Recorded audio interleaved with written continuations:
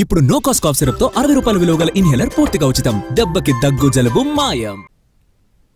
అనంతపురం జిల్లా రాయదుర్గంలో కూటమి నేతల మధ్య రచ్చ ముదిరింది. రామచంద్రారెడ్డి కూటమిలో ఉంటూ పొత్తు ధర్మాన్ని విస్మరిస్తున్నారని కాల్వ శ్రీనివాసులు ఫైర్ అయ్యారు. తనకు వ్యతిరేకంగా ఎమ్మెల్యే కాల్వ శ్రీనివాసులు చేస్తున్న వ్యాఖ్యలపై స్పందించనన్నారు. ఏ రోజు వ్యక్తిగతంగా విమర్శించలేదని అన్నారు బీజేపీ నేత కాపు రామచంద్రారెడ్డి. కూటమిగా పనిచేస్తూ ఉన్నాను కాబట్టి పొత్తు ధర్మాన్ని పాటిస్తూ నేను ఎలాంటి వ్యాఖ్యలు చెయ్యలే. అయితే కొంతమంది ఇప్పుడు 5 ఏళ్ళు అతను శాసనసభ్యుడిగా ఉన్నప్పుడు చాలామంది ఇబ్బందులు పడ్డారు. మా కార్యకర్తలు కేసుల్లో ఎదుర్కొన్నారు. అతనికి సంబంధించిన ఏదైనా అంశం వచ్చినప్పుడు ఎవరో ఒకరో ఇద్దరో ఏదన్నా సోషల్ మీడియాలో పోస్టులు పెడతా ఉండొచ్చు.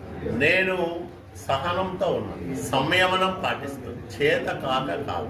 ప్రతిసారి నా మీద ఇష్టం వచ్చినట్లు మాట్లాడడం, వ్యక్తిగతమైన నిందలు వేయడం, రాయదుర్గంలో ఏదో జరిగిపోతుందనే దుష్ప్రచారం చేయడం అనేది మంచి పద్ధతి కాదు.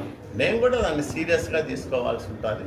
ఇంకోసారి ఇది పునరావృతమైతే మాత్రం నా రియాక్షన్ చాలా తీవ్రంగా ఉంటుంది, నా సమాధానం కఠినంగా ఉంటుంది, జీవితకాలం గుర్తుపట్టుకునే విధంగా ఉంటుందని కూడా నేను హెచ్చరిస్తా ఉన్నాను.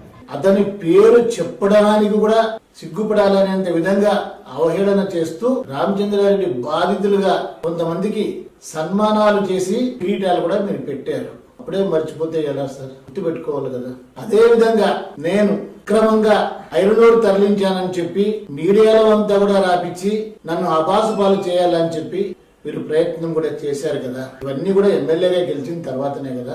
ఒకటి చెప్పండి, మీరు ఎమ్మెల్యేగా గెలవడానికి నేను కష్టపడలేదా? మేము మా కుటుంబము సైకిల్ గుర్తుకు ఓటు వేయడంతో పాటు అందరూ కూడా పొత్తులో ధర్మంగా కాల్వ శ్రీనివాసుల్ని గెలిపించుకోవాలని చెప్పి నేను చెప్పాను.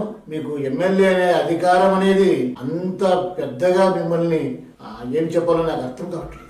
అంటే అధికారం అంత పనిచేస్తుందా? మీరు అనుకుంటే ఏమైనా చేయొచ్చా? నేను నా జీవితకాలం మర్చిపోలేనంత కూడా నన్ను చేయగలుగుతారా? చేసేయండి సార్ ప్లీజ్.